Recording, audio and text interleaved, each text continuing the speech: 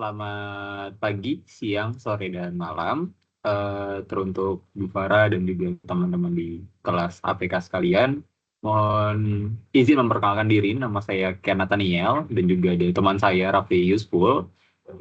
Saya dari kelompok 10, dan mungkin di kesempatan kali ini kami akan mempresentasikan apa itu objektif matrix ataupun OMAX, dan juga ada satu studi kasus yang akan nanti kita jelaskan secara singkat di sini. Mungkin sehabis ini bisa dilanjut oleh teman saya Yusful.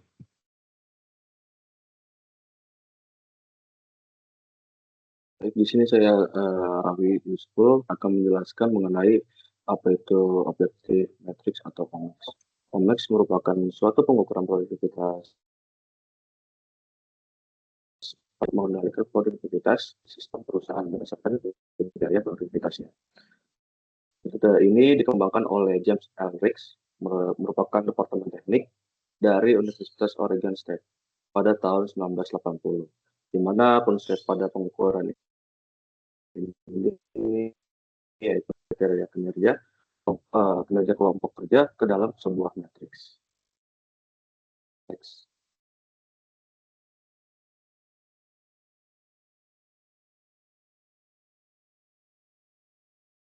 Berikutnya adapun kegunaan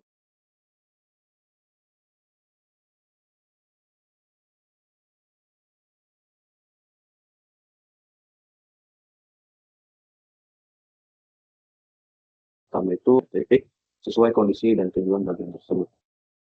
Yang kedua itu ada sebagai alat bantu pemecahan masalah produktivitas untuk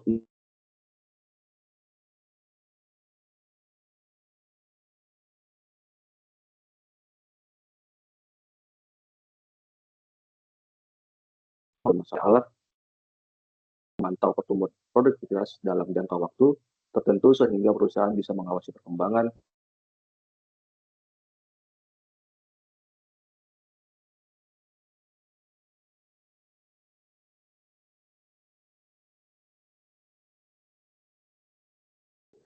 yang diterapkan. Next.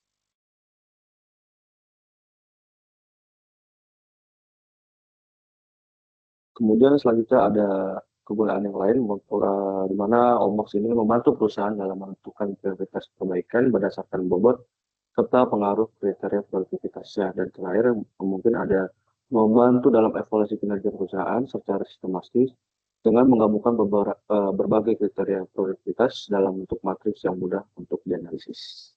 Okay, next. Kita izin lanjut. Jadi di sini ada beberapa kelebihan dari pengolahan data OMAX, di mana yang pertama adalah relatif mudah untuk diterapkan karena tidak memerlukan keahlian khusus sehingga dapat digunakan dengan cepat dan juga praktis. Lalu yang kedua, indikator kinerja input dan output terdefinisi secara jelas sehingga memudahkan dalam pengukuran dan pun analisis di dalamnya. Terus yang ketiga, di sini memungkinkan pelaku untuk menjalankan aktivitas perencanaan, penilaian, pengukuran, serta peningkatan produktivitas secara bersamaan. Lalu yang keempat, memungkinkan identifikasi faktor-faktor yang berpengaruh pada peningkatan produktivitas secara kuantitatif. Lalu yang terakhir di sini ada menggabungkan semua faktor yang mempengaruhi produktivitas dan menilainya dalam satu indeks atau indikator yang komprehensif. Lalu di sini juga ada kekurangan ya tentu.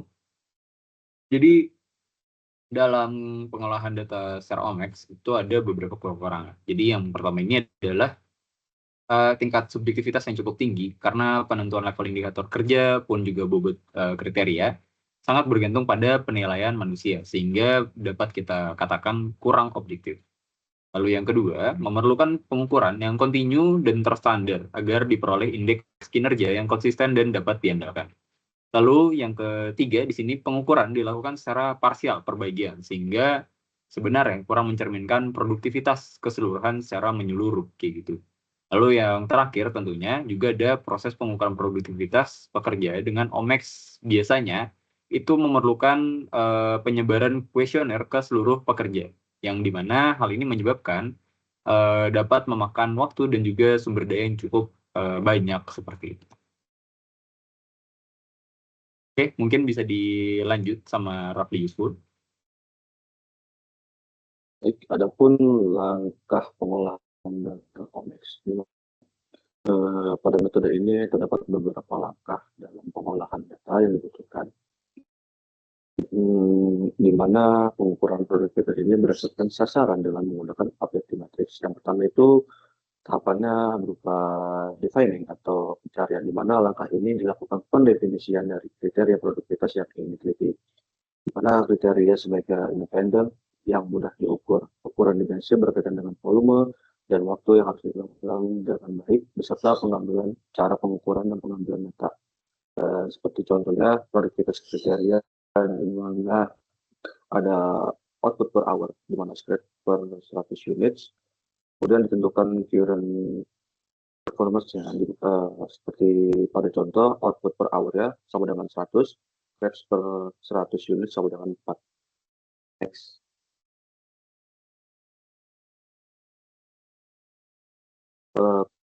Kemudian langkah berikutnya itu ada quantify. Ukuran ini terdapat 11 level, yaitu level 0 sampai dengan level 10. Hasil pengukuran tiap-tiap kriteria produktivitasnya akan dimasukkan ke dalam kolom-kolom yang ada pada level 0, level 3, dan level 10. Untuk setiap levelnya selain 0, 3, dan 10, nilainya akan diperoleh dari hasil interpolasi ketiga tingkatan tersebut, di mana level 0 ini merupakan kondisi terburuk perusahaan pada suatu periode dari masing-masing kriteria, sehingga nilai produktivitasnya menjadi paling rendah, di mana data mengenai kondisi terburuk perusahaan dapat diambil dari data masa lalu. Next.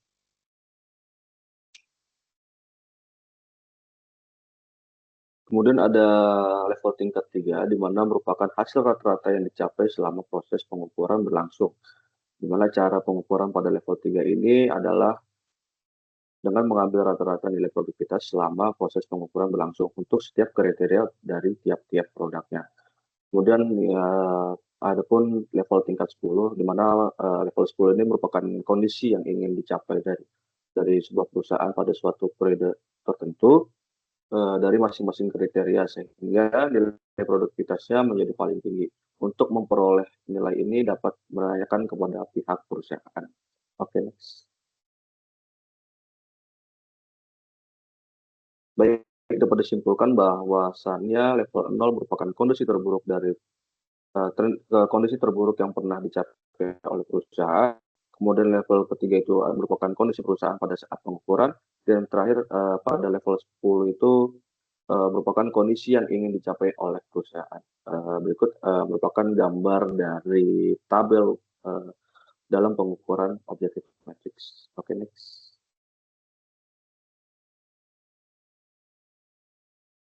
Kemudian adapun tahap terakhir dalam langkah pengolahan data OMAX, yaitu monitoring, di mana pada bagian dasar matriks ini terdapat beberapa tahap yang harus dihitung lebih dahulu untuk memperoleh indeks produktivitasnya. Adapun tahap-tahap tersebut, yang pertama itu ada scoring atau skor. Performanya yang dicapai dikonversi menjadi skor pada matriks. Pengkonversian ini merupakan aturan bila nilai performanya lebih rendah dari nilai performance pada skor yang tertentu, maka masih lebih, namun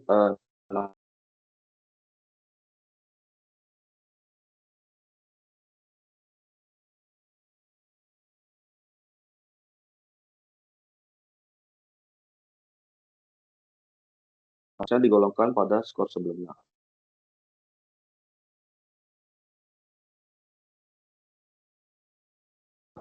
Adapun langkah kedua dari tahapan monitoring, yaitu weight atau pembobotan, di mana tingkat kepentingan pada setiap kriteria ditunjukkan dari nilai bobot atau weight yang ada. Jika kriteria tersebut dianggap penting, maka nilai dari bobot yang diberikan yang lebih besar dari kriteria yang lainnya.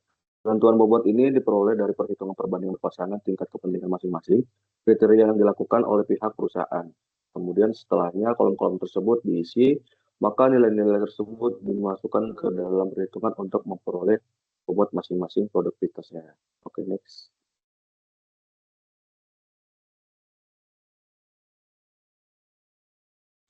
Adapun tahapan terakhir dari langkah pengolahan data dari monitoring, yaitu performance indicator, di mana periode yang diukur secara current diperoleh dari penjumlahan setiap value-nya pada semua kriteria, dan previous diperoleh dari periode sebelumnya. Dalam penentuan PI ini atau performance indicator ini, perusahaan harus mencerminkan tujuan yang akan diraih. Oke, next. Berikutnya akan dijelaskan oleh teman saya, Nathaniel. Oke, jadi kembali lagi kepada saya. Jadi di sini ada studi kasus yang dimana kita ambil dari suatu tugas lah kayaknya ya. Jadi ini analisis produktivitas proses produksi Gondorukam menggunakan metode objective matrix atau OMAX di PT XYZ. Yang di sini dari eh, mahasiswi dari program studi Teknik Industri Fakultas Teknik Universitas 11 Maret. Oke, jadi bisa kita lihat sebenarnya pada tugas tersebut ada beberapa latar belakang. Jadi di sini ada persaingan industri yang ketat menuntut perusahaan meningkatkan performa di semua aspek. Lalu di kedua juga PT XYZ juga sebagai produsen Gondorukam terbesar di Asia Tenggara itu menghadapi tantangan untuk berproduksi secara efektif dan juga efisien.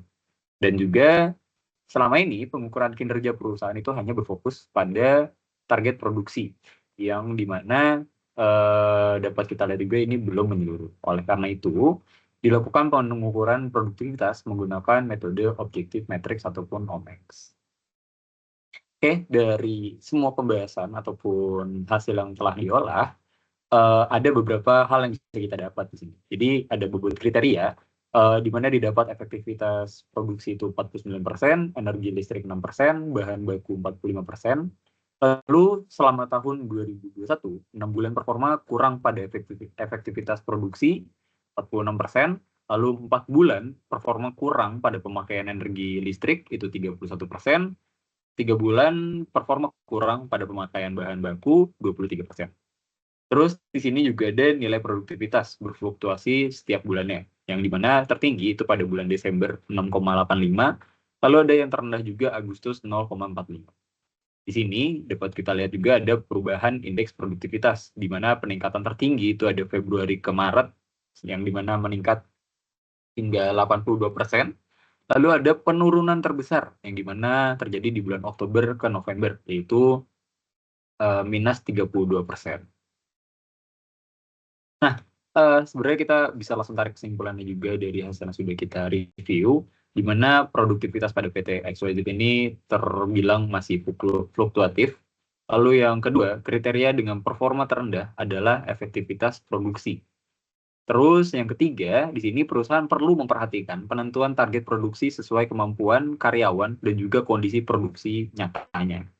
Terus yang terakhir, penelitian selanjutnya itu disarankan untuk menambah kriteria lain, seperti contohnya mesin jam kerja dari suatu mesin ataupun karyawan, agar hasil yang didapat itu lebih komprehensif. Seperti itu.